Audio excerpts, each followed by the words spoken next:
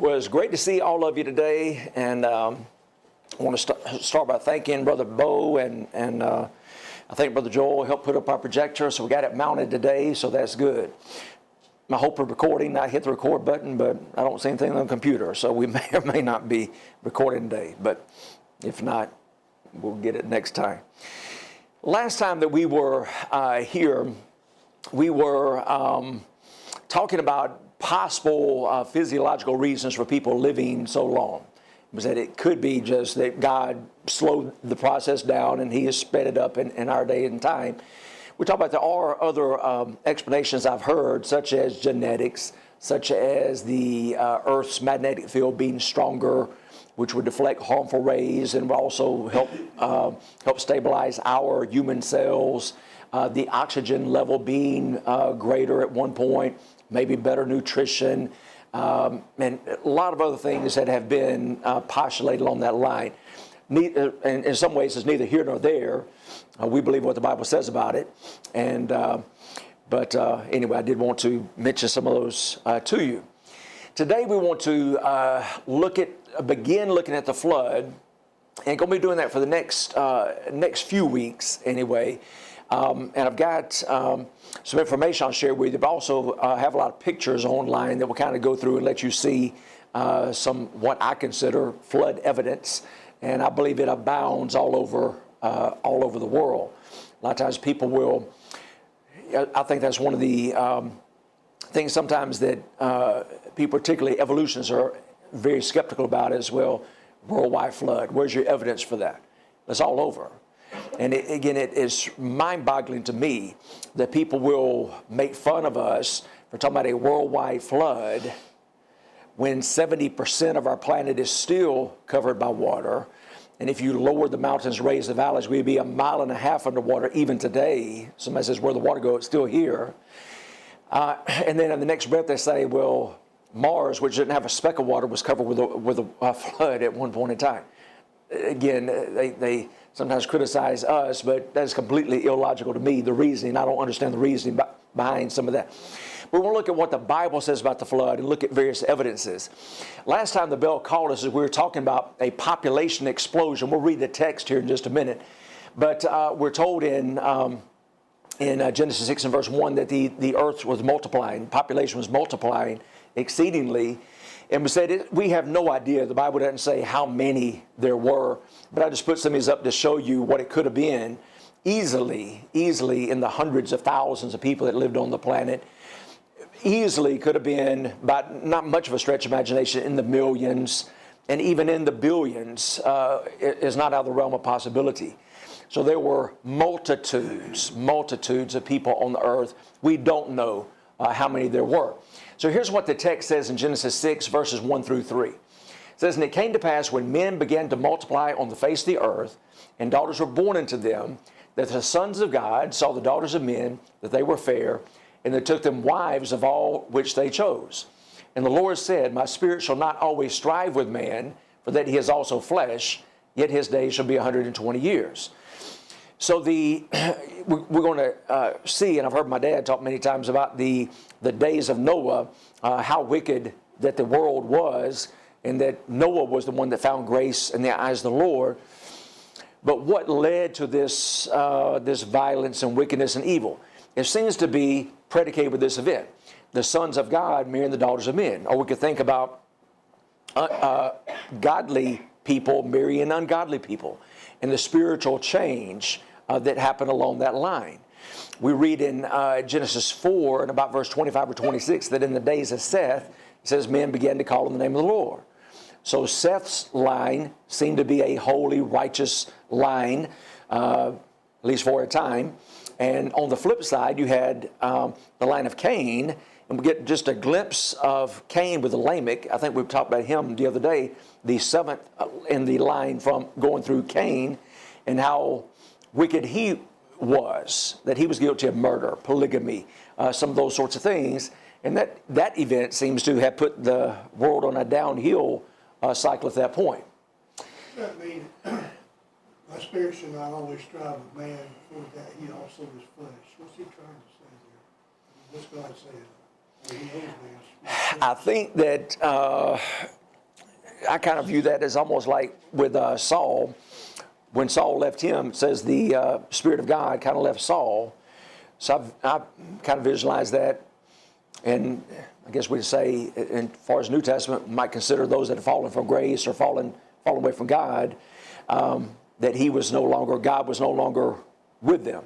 He hadn't left them, they left him, kind of. The 120, I've heard that explained a couple different ways. I've heard some argue, well, this is the lifespan of man being reduced to 120. I don't really feel that way because it wasn't done at that time. No. You get gradually to Moses where he was 120, but then after him it continued to decline further. I believe, and I've heard more people say they think that's 120 years before the flood happened, that God made this pronouncement. In Enoch, we're told in the book of Jude that Enoch was beginning to prophesy of God's judgment and this sort of thing. So I believe that is how long before the flood. But I think that's a result of this here, that because man was getting wicked, as we'll see in the next few verses, God's basically saying, I'm not going to be with you as a result of that. It sounded like they were taking more than one wife, doesn't it? So they were fair, they took them wives of all Yes. shows. Yes. That's enough to cause strife anyway. Very true. Very true. Very well could have been. We see the example of Lamech on the other side, that he was taking multiple wives, so certainly that could be the case. In verse 4, it says, and we'll talk a little bit about this here in just a minute. I won't get too in depth on this, but it says, there were giants in the earth in those days, and also after that, when the sons of God came in unto the daughters of men, and they bare children to them. The same became mighty men which were of old, men of renown. And God saw that the wickedness of man was great in the earth, and that every imagination of the thoughts of his heart was only evil continually. And it repented the Lord that he had made man on the earth, and it grieved him at his heart. And the Lord said, I will destroy man whom I have created from the face of the earth, both man and beast, and the creeping thing, and the fowls of the air, for it repenteth me that I have made them. Sometimes we lose the main points in this, and looking at other go and chase rabbits here. The main point is that men had grown wicked. And the lesson again for you and I is that God hates sin, and he will judge sin. And it should help motivate us to be more of what God would have us to be, to live like Christ would have us to live. Y'all have probably heard when it talks about giants in the earth in those days, and talks about the sons of God coming into the daughters of men and bearing children to them. Say, well, maybe the giants were a result of this union in some way between the sons of God and the daughters of men. And I've heard people speculate, well, the sons of God here is talking about angels, that angels assume the bodies of humans, and they reproduced with humankind, and you had these great giants that came as a result of that. And they will go to places like in the book of Job, when it talks about the sons of God coming before God to give an account of what's going on. And they say, well, the sons of God there in Job 1 and 2, and I think also in Job 38:7, I'm wanting to say that these were angels. And so the view is, well, these were angels. And they would say, well, like Jesus says that in Matthew 22, he said that, I believe it was Matthew 22, he's when you remember the Sadducees that came up with this ridiculous example of Christ. Well, if a man is married to a woman and the husband dies and goes on down and she's remarried 7 times, and Jesus says in heaven we're going to be like the angels, neither marrying nor giving in marriage. So that seems pretty clear that angels do not have those types of relationships like we do. Some will say, well, maybe these were disobedient angels that did that in spite of God's prohibition against that. Mine has, this Bible here has letters besides some words. If you touch it, it gives you the Greek word. And for giants, it says mighty men. There were mighty men in the earth. Well, there you go. And they bare children, they became mighty men. And that's one point I wanted to mention. I talked about the sons of God coming to the daughters of men. They bear children to them, mighty men of renown. But the giants in the earth in those, notice that, giants in the earth in those days, and also after that. So apparently there were giants or mighty men even before the sons of God and the daughters of men got together, whatever that is. I've always taken that as being the godly line intermarrying with the ungodly line and the result of that, those particular unions. Charlie.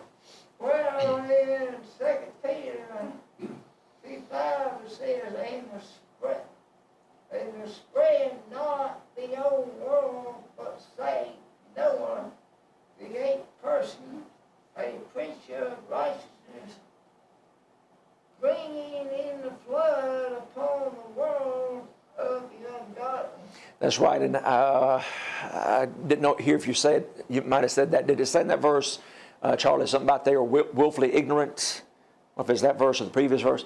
So yeah, a lot of people, when you come to what we're talking about here, and talk about the age of the earth and all this, they're willfully ignorant of the flood. And I've heard people say in the Greek language it means dumb on purpose. So if they recognize the flood, that would account for most of the dating stuff they have of the millions and billions of years. So that's a great passage. Any other thoughts on that before we move on? As far as the giants, I mean, you go into David's day. Yes. You had one that was 9 feet and 6 inches. So there were giants. Yes. Periodically here and there. And there was another one too that was, I think, 7 feet and 6 inches or something. Yep. I can't remember his name. But, some of the descendants of the giants, talk Yes. about how big they were. Yes. That sort of thing. I agree. That sort of thing. So there were giants. They were mighty men for sure, but they were large. Yes. And one thing I want to share with y'all in just a minute, talking about giants in those days, it seems like not just people, but everything grew bigger before the flood. And y'all probably have seen some of the stuff that people have shown, various fossils and stuff. I've got kind of a list I'm going to share with you in just a minute. So I think it had more, as far as whether it's mighty men or whether it's actually people being big. If there were people that were big, there were animals that were big also. A lot of that could have been because of the environment. I firmly believe the environment before the flood was much different than the environment that we live in today. All right, verse 8, but Noah found grace in the eyes of the Lord. So we're talking about the evil that was going on in the world. Every thought and imagination was only evil continually. Sometimes I'm one of them. Think, well, boy, the United States, we've gotten so wicked and so filled with sin and how bad it is. We hadn't got close to anything like this. There's still I'm thankful we still got a lot of good people in our country and a lot of good people in the world. There's a lot of evil out there, I know too. But we haven't reached that point where everybody's thinking only of evil all the time. It says, Noah found grace in the eyes of the Lord. These are the generations of Noah. Noah was a just man and perfect in his generation. In his generation, he was the only one following God. Now, again, my opinion, and y'all can disagree with this opinion. Again, we mentioned the other day, well, how about Methuselah and Lamech? We know that Noah's great-grandfather was Enoch, and that the text says that Enoch, after Methuselah was born, walked with God for 300 years. It's hard for me to imagine that Methuselah could have watched his daddy for 300 years and then come like this. Could have happened. Could have happened. But I tend to think Methuselah probably was a righteous person. That's my opinion. And that he helped teach Lamech, who helped teach Noah. Y'all can disagree with that, but that's just an opinion on my part. But notice it says Noah walked with God. We're talking about finding grace in the eyes of the Lord and walking with God. Those go hand in hand, and we read that throughout the New Testament. We're talking about being saved by grace through faith. But what is that faith? That faith is an obedient faith that we walk with God. Jesus says, if you love me, keep my commandments. So we want to walk with God. That terminology is used many times, often throughout the New Testament. We want to be people that are faithful to God. There's a difference. Some people will argue, I've heard this, people say this, well, nobody can be perfect. We would readily agree with that you can't be perfect. But we can, I think I shared with y'all the illustration that I heard Thad Butt say one time in chapel. It says we can't be a perfect husband, but we can be a faithful husband. And that illustration kind of clicked with me because I can relate to that. So the same thing with following Christ. No, we can't be perfect in the sense of sinless, but can I follow Christ faithfully? Yes, I can. And that's what Noah did. So Noah followed God faithfully. He walked with him. It says, Noah begat 3 sons, Shem, Ham, and Japheth. The earth also was corrupt before God, and the earth was filled with violence. And God looked upon the earth, and behold, it was corrupt, for all flesh had corrupted his way upon the earth. And I mentioned y'all, again, no way I could prove this, and I'm not trying to prove this, but I've often wondered about Lamech, the father of Noah, who was 777, which in our day would be an astronomical age, but much younger than all those others that are listed in that. He would have, if you do the math, he died 5 years before the flood. Could Lamech have been murdered at that time? I don't know. I mean, it's just speculation on my part. Now, the idea of giants, Dad mentioned this a moment ago, but that's exactly right. You see giants even after the flood. You see accounts of giants. When they were going to take the land of Israel, talked about the Anakim, said there were giants in the land. Goliath and the brothers of Goliath, but also in history and in archaeology. You don't see much of this that is published anymore because evolutionists don't want things like this getting out. Their thing with evolution is that everything is getting better and better and better, not that it's getting declining and going down. But we can look in history and archaeology, share a few things with you. The Roman Emperor Maximinus Thrax, this is relatively, in world history, relative in that sense, but reigned in AD 235 to 238. He was, they say, one of the writers says he was 8'6". Now some speculate, well, maybe their units are a little different than ours. He's very, very tall. And matter of fact, that's where we get our word maximum comes from his name. Something being maximum, think of something being large, but an 8'6" ruler of Rome back in the 200s. In Indiana in 1925, a group of archaeologists found 8 skeletons ranging in height from 8 to 9 feet in length, all wearing heavy copper armor. In the 1970s in Virginia City, Nevada, 2 9-foot skeletons were on display in a private museum. In Louisiana in 1902, a man found in thick layers of clamshells 20 9-foot skeletons of men that were still intact. A 9-foot 8-inch skeleton was found in Brewersville, Indiana in 1879. A 10-foot skeleton was found in Humboldt Lake, Nevada in 1931. There was an 11-foot 6-inch skeleton found in Italy. A 12-foot skeleton was found in Lompoc Rancho, California in 1883. A 12-foot skeleton was found near Tucson, Arizona in 1891 with 6 toes on each foot. And that's interesting because the Bible records somewhere in there in the days of David, somebody had 6 fingers on each hand and 6 toes. It might have been. So again, that's interesting how that kind of corresponds to what the Bible said on that subject. The government of Turkey claims to have found the skeleton of Noah. Go ahead, Tom, I'm sorry. The government of Turkey claims to have found the skeleton of Noah. Now, this could be propaganda. This could be to draw tourists in, so keep that in mind. But they claim they found the grave of Noah, and it's a 12-foot long skeleton. So I heard a speaker say that, they say, well, how could Noah and his sons build this ark in 120 years?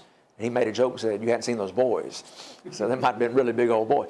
But the point is, there is some evidence that people did grow very tall, just as the Bible says. Again, whether it be height or mighty or whatever. But there's some evidence of that.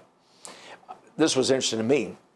I swing an axe from time to time to clear out stuff around the school and the places, and sometimes you get tired swinging that axe. They found an axe head that's 39 pounds. Can you imagine the size of somebody swinging a 39-pound axe head back in the day? Now, somebody says, well, why did people grow so? Well, why did animals grow so big? Again, I think it has to be something with the environment, whether it be the amount of oxygen in the atmosphere, whether it be the air pressure, the magnetic field, or whatever it might be. They have found skeletons of 18-foot tall rhinoceros, 15-foot tall camels, 13-foot bird skeletons have been found. A prehistoric goose was found that was the size of an elephant and weighs much as half a ton. I wouldn't want to run across that goose. A fossil of buffalo horns have been found with a 12-foot span. Giant elk antlers have been found with a 12-foot wide span. A 10-foot tall kangaroo skeleton has been found. A donkey fossil found in Lubbock, Texas, that was 9 feet high at the shoulders. Don't know how you'd get on that donkey to ride that thing. 8-foot-long beavers have been found in Wisconsin. 6-foot-long salamanders have been found. 8.5-feet centipedes have been found. A 2-foot-long grasshopper skeleton has been found. 18-inch-long cockroaches have been found. Tarantulas have been found with 3-foot long legs. That is the skeletons, not today, but skeletons of these. A dragonfly with a 50-inch wingspan. Bats with 15-foot wingspans. 60-foot cattails growing have been found in sedimentary rock. Petrified clams have been found on Mount Everest that were huge. I'm going to show you some pictures of that later on. And a note here, anytime you see, like people talk about prehistoric and they'll label all that as prehistoric, I believe that's pre-flood. I think it's just a different conditions that people are living in and things, like the dinosaurs. People say, what happened to the dinosaurs? Well, we see dinosaur graveyards all over the world, all over the planet. You find that. What happened? They were killed in the flood. So, well, how about after the flood? Well, I think dinosaurs lived for a while after the flood. We'll look at some of that later on. There's a ton of evidence for that. They didn't grow as big. They still grew big. They didn't grow as big. So much different conditions. So when it says giants, that could be talking about the people, and it could be talking about the animals as well. Again, we talked about reasons for these huge sizes. Again, could be higher air pressure, could be increased oxygen. And I'll share a couple of these with you here in just a moment. But they say if you had pressurized oxygen in the water, it would create things living longer and getting bigger. And people have actually experimented with that some. Based on fossilized shark teeth that have been found, prehistoric sharks or megalodons, they say, have been found that would have been 80 feet long. Like if you ever saw the movie Jaws, that shark was supposed to be 25 feet long. This is an 80-foot-long shark. Huge turtle fossils have been found, 12 feet in length.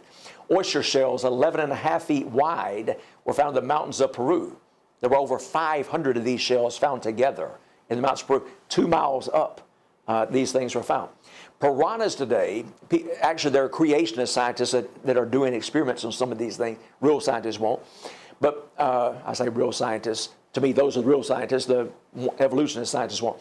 Piranhas today have been raised in Texas under pressurized conditions and increased electromagnetic field that are 4 times larger than normal.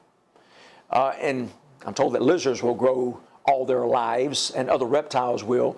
So again, if people live longer, you would have some of these reptiles that would have lived longer and grown bigger too. Could be another reason for the great sizes of some of these things. Any questions or comments on any of those things? I would just like to have one of those 9 or 10 11-foot guys to play tight end. We would have never lost the game. I'm telling you. I wonder why anybody wanted a larger piranha. I don't know. No, that would not be good for your health, would it? Good point. All right. It says, and God said unto Noah, the end of all flesh has come before me. So again, the end. I'm going to destroy the world. For the earth, why? For the earth is filled with violence through them. And behold, I will destroy them with the earth. Make thee an ark of gopher wood. Room shalt thou make in the ark, and shalt pitch it within and without with pitch. And this is the fashion which thou shalt make of it. And again, we've heard sermons on this about the exact specifications that God gave and the fact that Noah did that. And being a lesson for you and I, when God says something, let's do it the way that God says to do it. If I can remember, I'll bring a stick, which we call it a stick, but it's like a cubit. I picked it up at Okay. the Arctic counter. Okay? If All I right. can remember, I'll bring it. Okay. Very good. I appreciate that, Tommy. It says, the length of the ark shall be 300 cubits, the breadth of it 50 cubits, and the height of it 30 cubits. And a cubit, as Tommy mentioned, and if he's able to bring that, we'll show you kind of a visual. Somehow it's from the tip of your elbow on down. Yes, from about the tip of the elbow to the middle finger, I think, on the hand. About 18 inches is what the Israelites said.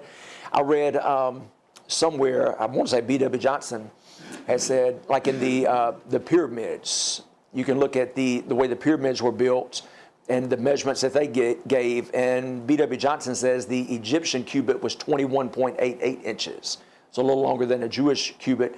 The cubit, I think at the Ark Encounter, they used like 20.6 inches is what they used for that particular thing. So the cubit could vary a little bit, but as Tommy said, it's as a great illustration, basically from the elbow to the tip of the hand is what that is.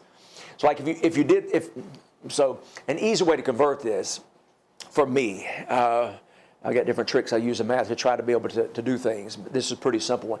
So like if you're trying to visualize, well, how big is a cubit?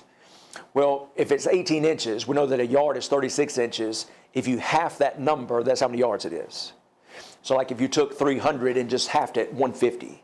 So that's an easy way in the Bible when you're reading it, say, well, how much was a cubit? So that's 150 yards. And again, if we can visualize a football field, we can visualize what that is. That's like a football in a field and a half. Or 50 cubits, half of that is 25, maybe 25 yards, or 30 would be 15 yards. And you say, well, turn it into feet. We'll take that number and multiply by 3. So you could take half it to get 150 yards, multiply by 3 to get 450 feet. And so you can do that with any of those measurements there as well. It says, a window shalt thou make to the ark, and in a cubit shalt thou finish it above. And the door of the ark thou shalt set in the side thereof, with the lower, second, and third stories thou shalt make it. And Tommy mentioned that the Ark Encounter. If you have a chance to go see that, it's worth seeing. It's very impressive structure. It also shows that on one wall they had little places where you go look and had little short videos. I seen it had a picture of a man and it had a picture of a beaver and some other animals, how big they were. Way back then, that beaver was scary. Yeah. Yeah. Yeah. Well, it's like, killing a 1.5 foot long cockroach. wouldn't be a lot of fun either, would it? And behold, even I, do bring a flood of waters upon the earth to destroy all flesh, wherein is the breath of life. And that's one of the keys there. People say, well, how about the fish? Did Noah take the fish on the ark? Obviously, they would have fared pretty well during the flood. That would have, or like they'll say, some type of insects. Insects can fare pretty well too, and I'm told they breathe through their skin and this sort of thing too. But those are the breath of life from under heaven, and everything that is in the earth shall die. But with thee will I establish my covenant, and thou shalt come into the ark, thou and thy sons, and thy wife, and thy sons' wives with thee. And of every living thing of all flesh, 2 of every sort shalt thou bring into the ark, to keep them alive with thee. They shall be male and female, of fowls after their kind, and of cattle after their kind, of every creeping thing of the earth after his kind. 2 of every sort shall come unto thee, to keep them alive. And take thou unto thee of all food that is eaten, and thou shalt gather it to thee, and it shall be for food for thee and for them. Thus did Noah, according to all that God commanded him, so did he. And I think that's one of the greatest lessons we can learn from studying the flood is, obey God. If we want to find grace in the eyes of the Lord, do what he says to do. Do what he says to do. And it's not our works, that's his works. Do those things that he has commanded us to do, and things will go well with us also. So again, does God mean what he says? Go for wood. Well, what if Noah had used pine? Would it have floated? Well, I don't know what go for wood was, but if that's what he said to do, then that's what we need to do. I wouldn't have trusted it with pine. Would have been okay for Noah to put in 2 doors. He said, put in 1 door. Again, do what God says to do. When God gives us instructions to do something, it excludes everything else. And so this ark was a place of safety. We've heard illustrations over the years of the church, the same thing in our day, the church being the place of the saved. Acts 2:47 says, the saved are added to the church. What a great blessing it is to be in the church, in the body of believers. Some facts about the ark, as we mentioned a minute ago, we read the text, there's those numbers that were given. The cubits, again, 3 stories, 1 door, 1 window. As Tommy mentioned, from the elbow to the tip of the finger, it's thought to be about 18 inches. I mentioned the Egyptian cubit. I won't say B.W. Johnson, I read that somewhere, 21.88. And some say the Egyptian cubit was 20.6. I looked that up on the internet this weekend. That's a number that I remembered from somewhere, but it had 20.6. So I guess there's some disagreement over that. I think that's the number they used in the Ark Encounter to build the ark. So again, the ark would have been over 450 feet long, which is over the length of a football field. A football field and a half basically is what the length would be. And again, if you ever walked a football field, think of a boat that long, that's a big boat. 75 feet wide, which would be about half the width of a football field. This is interesting to me. Some of y'all, I don't know much about this other than what somebody said. Y'all may have some experience with this. But shipbuilders say the ideal ratio of length to width in a large vessel is 6:1.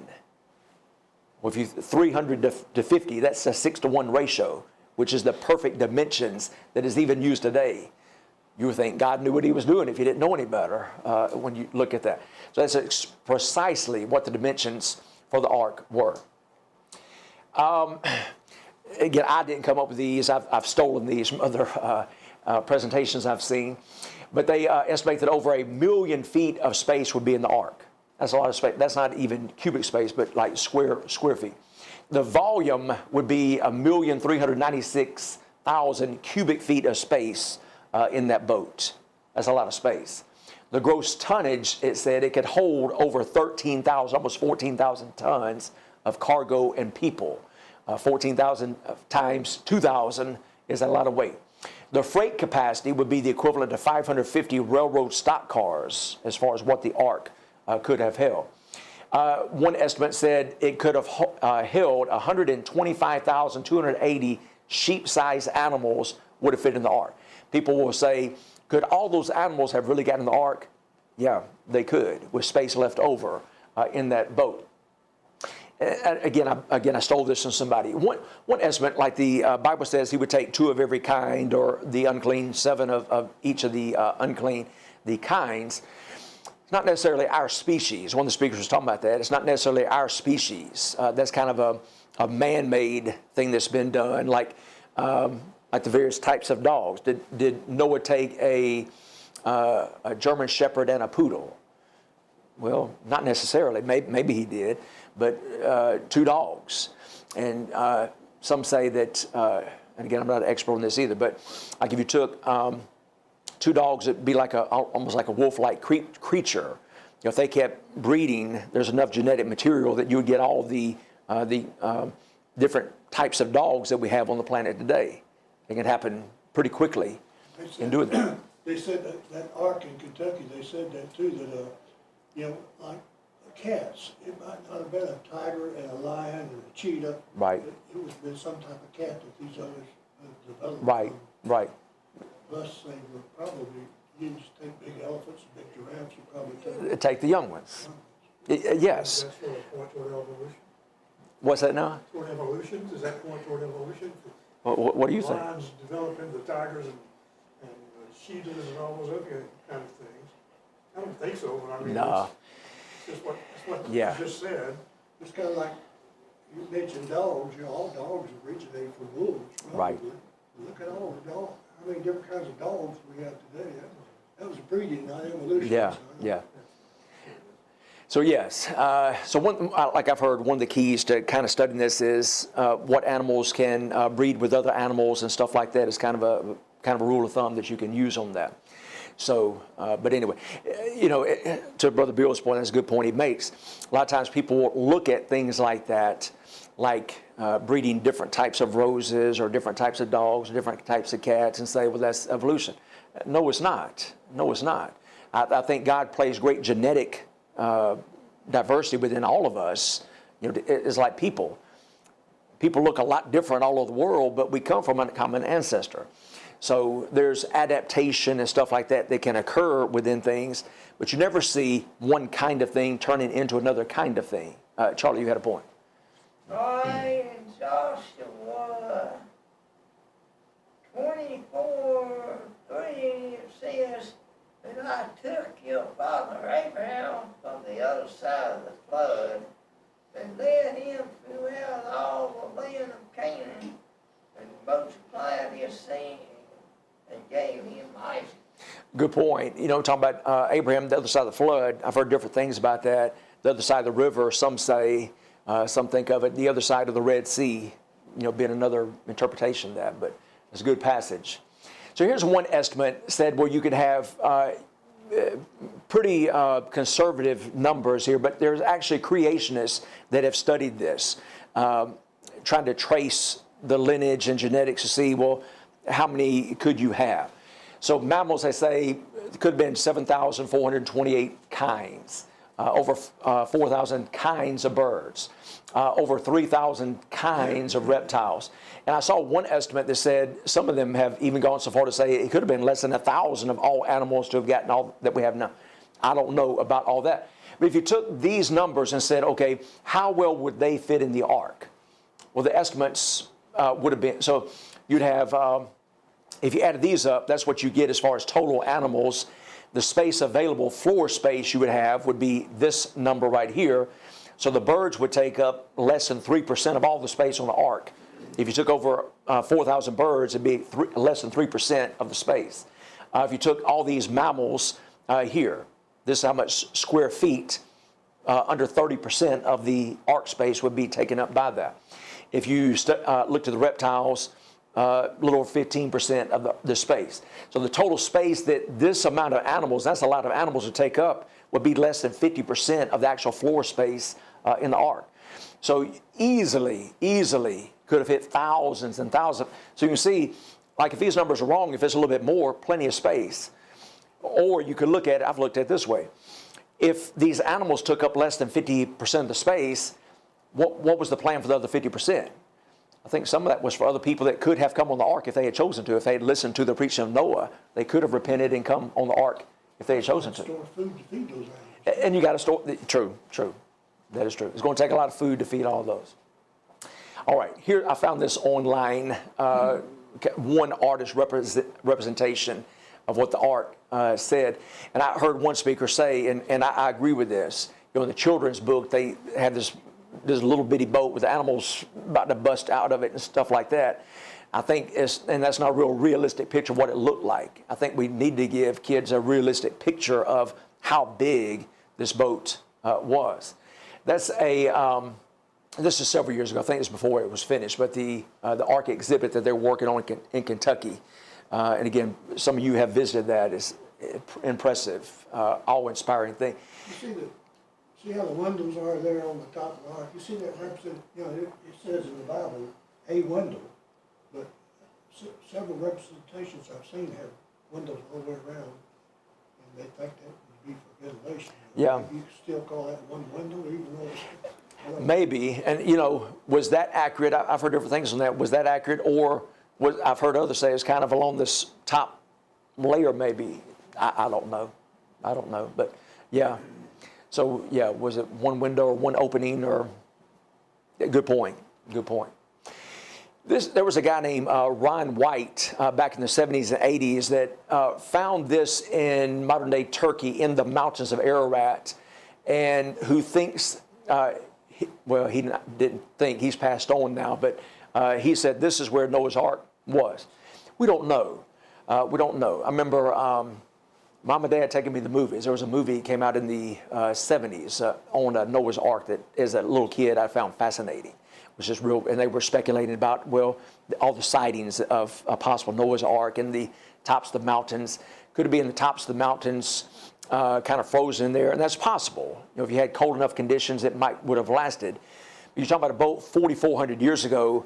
In all likelihood, unless preserved by ice or snow, by now it's probably going to have rotted or gone away. Or even I've heard some speakers say, if you had a worldwide flood, that's going to really hurt a lot of the vegetation around the planet. Say, what would they use to build houses? They could have taken the ark apart and used that to build stuff and all. But anyway, Ron White said he thought this is where the ark rested, and that some of this was kind of the mud that came up around it, and then eventually, again, either it rotted away or they removed that. I don't know if that's the case or not, and I'm not telling you that necessarily was, but it was interesting. I saw a program on this one time that said that they went through this with a metal detector, and they found metal in here, and the neat thing about it was it wasn't just random metal, but it was like exact intervals, like so many feet apart. They find metal, like, was it metal rivets or something like that held the boat together? I don't know. But anyway, that's one idea, one theory. May or may not be Noah's Ark, but I'm convinced that it was built and that it was like they said it was. Okay, the door. I am the door. Jesus said, if anyone enters by me, he will be saved. John 10 and verse 9. So one door. So there's one door onto the ark. Jesus Christ is the door for us to salvation today. In chapter 7, the account continues and said, the Lord said to Noah, come thou. I like that. There's, the ESV says, go thou into the ark. I don't think that's accurate. I like the idea of come. What would come imply to where God is? In the ark. He's there. So come into the ark. I like that. So basically God's saying, I've got you. Come on in. So come thou and all thy house into the ark, for thee have I seen righteous before me in this generation. Of every clean beast thou shalt take to thee by sevens, the male and his female, and of the beasts that are not clean by two, the male and his female. Of fowls also of the air by sevens, the male and the female, to keep seed alive upon the face of all the earth. For yet 7 days, and I will cause it to rain upon the earth 40 days and 40 nights. And every living substance that I have made will I destroy from off the face of the earth. So God makes the statement, come down to the ark, and he says it's going to start raining in 7 days. So this final pronouncement, the flood is 1 week from occurring. And as I mentioned, y'all, I've heard some speculate, why 7 days? And some say, well, did Methuselah just die? Was this a 7-day mourning for Methuselah? I don't know. And again, that's speculation to say that. And Noah did according unto all that the Lord commanded him. And again, that's a great lesson talking about Noah, that we follow that example, that we do all that God has commanded us. And Noah was 600 years old when the flood of waters was upon the earth. And Noah went in, and his sons and his wife and his sons' wives with him into the ark, because of the waters of the flood. Of clean beasts and of beasts that are not clean, and of fowls, and of everything that creepeth upon the earth, there went in 2 and 2 unto Noah into the ark, the male and the female, as God had commanded Noah. And it came to pass after 7 days, 7 days after this announcement, that the waters of the flood were upon the earth. In the 600th year of Noah's life, and again, sometimes people talk about chronology. They kept very exact chronology back in that day, as we do today. In the 600th year of Noah's life, in the 2nd month of his life, the 17th day of the month of his life, the same day were all the fountains of the great deep broken up, and the windows of heaven were open. It's interesting that God gives us the exact date of the flood. That 600th year of Noah's life, 2nd month, 17th day of the month. Again, when was Noah born? Well, we don't know that, but it gives the exact time of Noah's life that this happened. But notice a couple things we'll look at here in just a minute. The flood water came from 2 sources. The fountains of the great deep were broken up. All right, so that's one source. So you think about ocean water, this sort of thing. And the windows of heaven were open, the rain falling. And the rain was upon the earth 40 days and 40 nights. So I mentioned this a moment ago. The ESV says, go into the ark. I don't like that. The King James says, come thou into the ark. And I think that's better, that God is there. And again, think about the ark in the church. I love Matthew 18:20. I think I've got it on here, where Jesus says, where 2 or 3 are gathered together in my name, there am I in the midst of them. Again, the context isn't necessarily the assembly, but I think it applies to the assembly also. That when we assemble, Christ is there with us. The Lord is there with us. I think the bell is going to catch us here in just a moment. I turned the sound down on this because there's some instrumental music on this, and I didn't want to play that in Bible class. But a guy named Walt Brown came up with something called the hydroplate theory. And we're going to look at this more later on. He worked for the Department of Defense. Again, a brilliant guy. I think he's an engineer, whatever, but he is a creationist. He believes the Bible account of creation, the age of the world. And so this is his theory. That the earth was joined together, the continents joined together, that it split. And there's an animation here in just a minute that will pop up, but it shows the water shooting through these cracks in the earth. So we know that the earth was watered by an underground system, at least in the Garden of Eden it was, and I assume that continued until the time of the flood. But you'd have underground chambers of water that were there, and that the continents were broken up. You see the illustration there. That's how he pictures it happening.